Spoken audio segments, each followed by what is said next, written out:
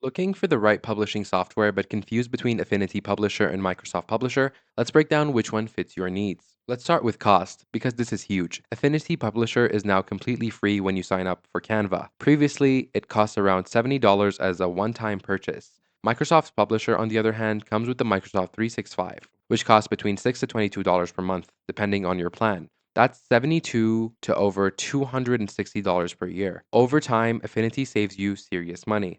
When it comes to features, Affinity Publisher is the pro choice. It has an advanced layout for controls, master pages, and seamless integration with Affinity Photo and Designer through something called Studio Link. This means you can edit images and vectors without leaving your project. Microsoft Publisher is much simpler. It's great for basic stuff like flyers, brochures, and newsletters. It has lots of templates which make starting projects super easy, but if you need complex design work, it falls short. Microsoft Publisher wins on ease of use. It's perfect for beginners or small businesses that don't have design experts. The interface is simple and you can jump right in. Affinity Publisher has a learning curve. It's more powerful but takes time to master. If you're coming from Adobe InDesign, you'll feel right at home. So, who should use what? Choose Microsoft Publisher if you need basic publishing tools. Want something easy to learn and already have Microsoft 365? Choose Affinity Publisher if you want professional grade features, need cross-platform support on Mac and Windows, and want to save money long-term since it's now free with Canva. Bottom line, Affinity Publisher is the winner for serious designers and anyone wanting pro tools without the cost. Microsoft Publisher is great for simple projects and beginners. That's it for today's video, guys. I hope you enjoyed. Thanks so much for watching, and I'll see you in the next video.